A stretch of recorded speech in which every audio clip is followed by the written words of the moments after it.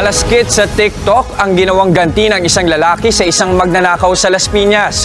Matapos kasing nakawan ng cellphone, tinangay ng biktima ang susi ng motor ng suspect. Nasa frontline ng balitang yan si Brian Basa.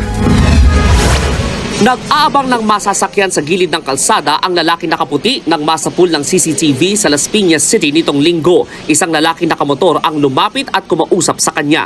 Ilang saglit pa, pumarada ang nakamotor bago bumalik at kinausap ang nakaputi. Maya-maya pa, may ikalawang lalaki na lumapit at kumausap din sa dalawa. Di gaanong aninag sa CCTV pero biglang umalis ang dalawang lalaki. Yun pala'y tinangay nila ang cellphone ng kausap. Binuntutan sila ng nakaputi sa pag-asang mababawi ang kanyang cellphone pero nang akmang aalis na ang mga suspect, hinablot ng biktima ang susi ng motor ng kabataan. Dali-daling tumakbo palayo ang biktima. Sinubukan pa siyang habulin ng lookout ng grupo pero nakalayo at dumiretso sa istasyon ng pulis ang biktima. Yung Honda Click na ginamit ng mga suspect sa pagnanakaw nila nung linggo ng umaga. Kung mapapansin ninyo, walang plaka sa likod. Kwento sa amin ng mga pulis, tinanggal ito ng mga suspect nang hiramin nila ang motor sa may-ari para mahirapan silang matunto ng mga otoridad.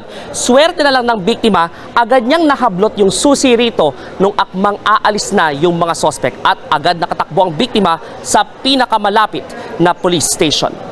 Mismo ang mga pulis na ang kumuha ng naiwang motor ng snatcher. Kwento sa otoridad ng biktimang si Mark Russell Zapata. Nilapitan siya ng mga suspect para alukin umano ng panandaliang aliw. Ito pala ay modus operandi ng mga taga-ron.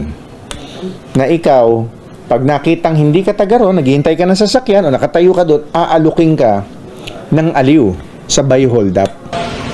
Mabuti na lang at naalala raw ni Mark ang napanood niya online kaya naisip kunin ang susi ng motor ng suspect. Nanonood daw siya ng TikTok. Kaya napanood niya sa TikTok po yung ganitong klase kung paano kumounter sa snatcher. Wala namang kahaharaping kaso ang biktima lalo't hindi niya intensyong nakawin ang motor nang agawin nito ang susi. Pinaghaharap na ng mga pulis ang mga tumakas na suspect. Nagbabalita mula sa frontline, Brian Basa, News 5.